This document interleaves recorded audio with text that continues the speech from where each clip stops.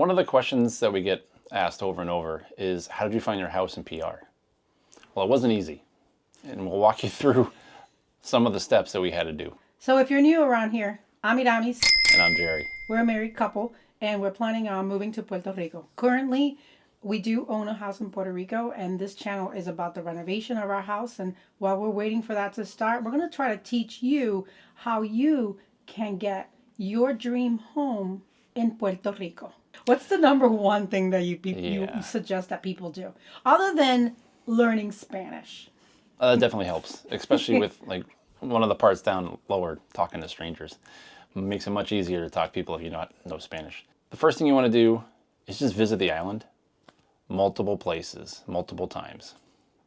I think everyone gets excited because you go on vacation and you go to anywhere around the world and you think, hey, I can live here. Yeah, we can all live in many places, but you're there on vacation. You're not really there thinking of living in the future. And this could potentially be your forever home in your second phase of life. So going to visit on vacation and going to visit on a scouting trip are going to be completely different things. When you go visit on vacation, you're going to go to the touristy areas and you're going to go to the beach and you're going to go to more expensive restaurants. You're going to do all that stuff. When you're looking for a house, you're going to have to forget about that. You're going to have to think about the proximity to the airport, proximity to the grocery stores, the beaches, the banks, the places that you need to live using any type of shopping that you need to do, and whether you like the big box stores or the mom and pop stores. That's going to be of concern. The other thing is traffic. What happened in our first house, Gerry?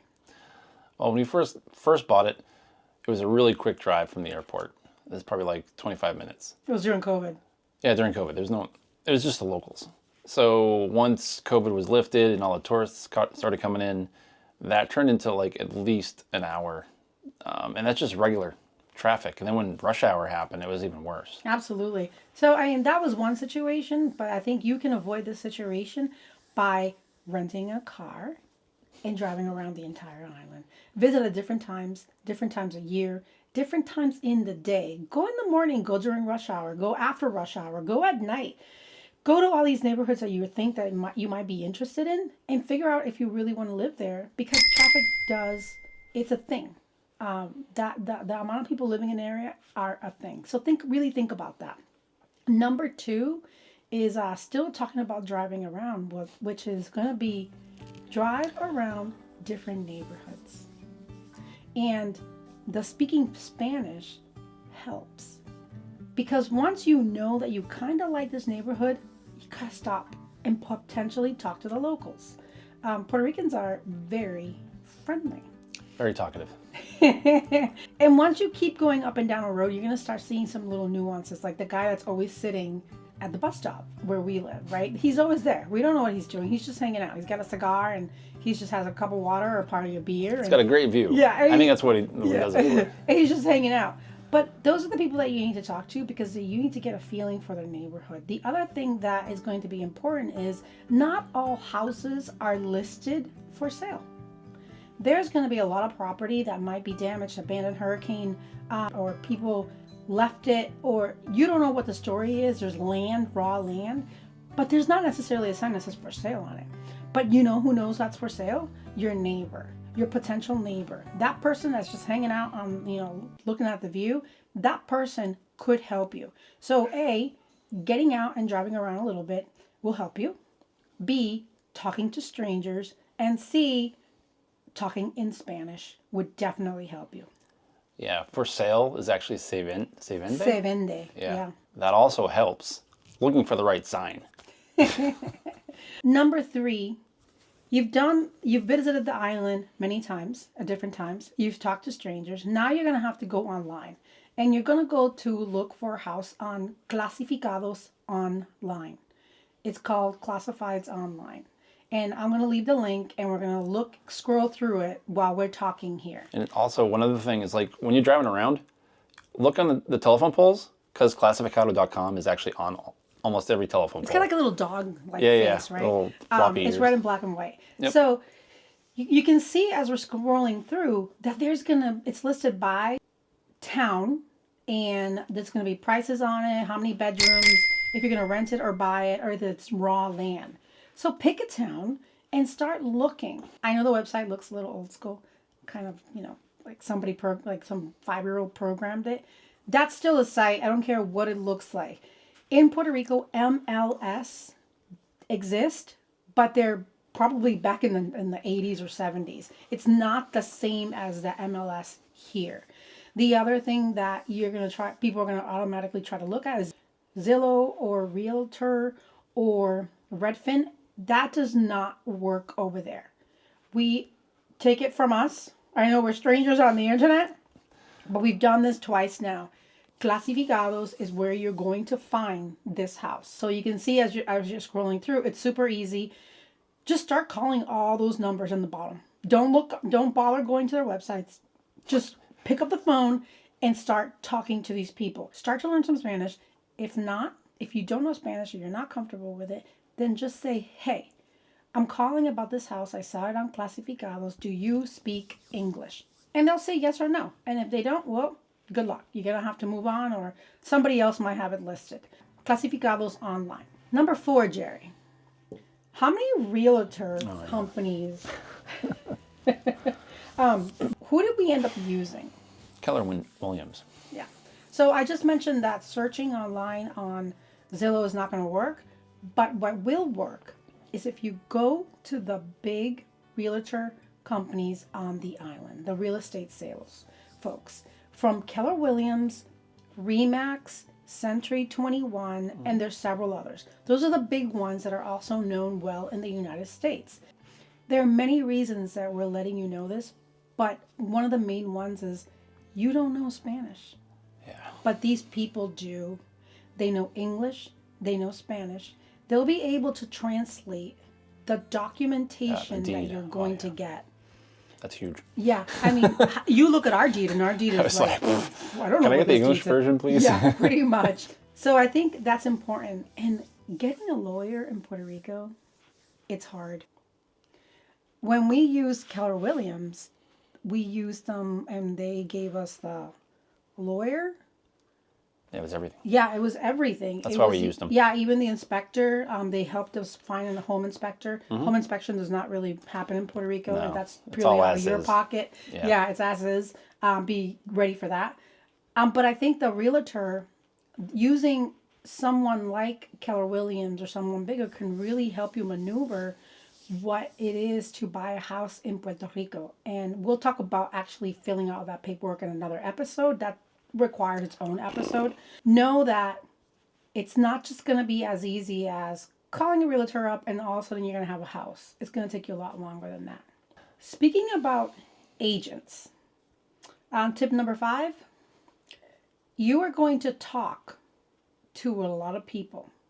And those people include at least like 10 to 20 agents that we talk to. Because like the MLS in Puerto Rico not working, neither do buyers agents. It's not a thing down there. Nope.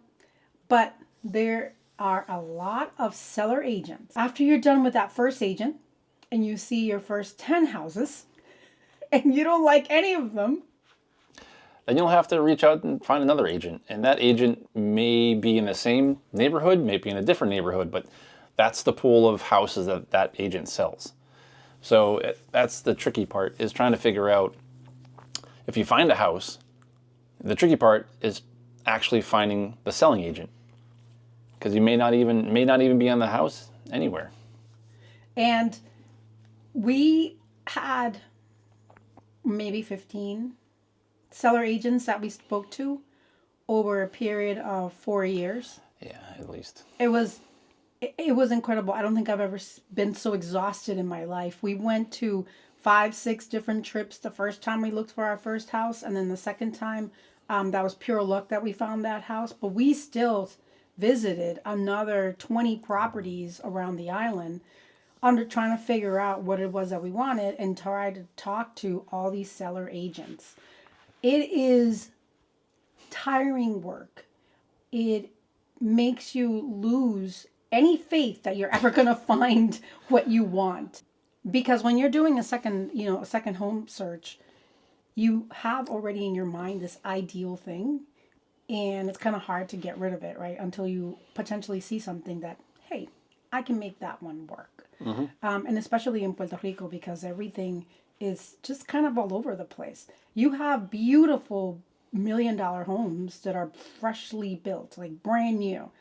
And then you have $50,000 homes, $25,000 homes with 1 bedroom, 2 bath, beautiful views. Don't get me wrong, with tiny little lots, hanging off cliffs. You're like, how is that house still there? And then you have homes that are maybe in the right price, could be in the right price for you, but you don't like the neighborhood. There are homes that need so much work, and are you willing to take the chance that you're going to be able to renovate it? And that's where we are right now. So we're in the middle of renovating our Puerto Rico home, and my friend here, Gerry, is actually going to Puerto Rico in a couple days to go talk to our couple of contractors that we've really narrowed down and see what we can do, because we have a budget and we don't want to go above the budget. And there's a lot of work needed in that house. So if you have not seen the house, I'm going to link it up here somewhere so you can see that thing that we bought that we call our house, and we absolutely love it. And for some of you that did comment, it's actually called Finca Bellevue. And a little bit about Gerry and I is, I am Puerto Rican. And I'm French Canadian. So the house's name is Finca Bellevue. Finca is farm, Bellevue is beautiful view in French. So a little piece of both of us on the beautiful island. We're going to leave you here, and hopefully the next episode we'll see some shots from the house and Gerry meeting with the contractors, and really trying to show you what you need to do when you go there, because this time we have to renew our marbete, and we need to figure out if we can do it. We think we can't do it because there's something wrong with the starter in our car, so we have to go and get the car fixed, and then we have to go to get the marbete. So that's going to be a whole thing. Maybe we can show you that. So anyway, we'll leave it here. And to everyone that helped us get to 500 subscribers, whoop, whoop, yay! Dance Thank you. party, like we're gonna put it in. Wah, wah, wah. Super pumped, and we're gonna be doing that video for our $100 giveaway in a couple of weeks when Gerry comes back. But please do note, I've got the names of the first 500 already. Going old school, I got a big bowl with a bunch of names cut up, so we're gonna pick it live, right? Yeah. I did a lot of cutting, by the way. There's like 500 of you. My all family members are void, so don't worry. I removed all family members, so that still leaves me with 495, because I think only 5 family members actually watch this. So thanks for watching. And as always, happy savings.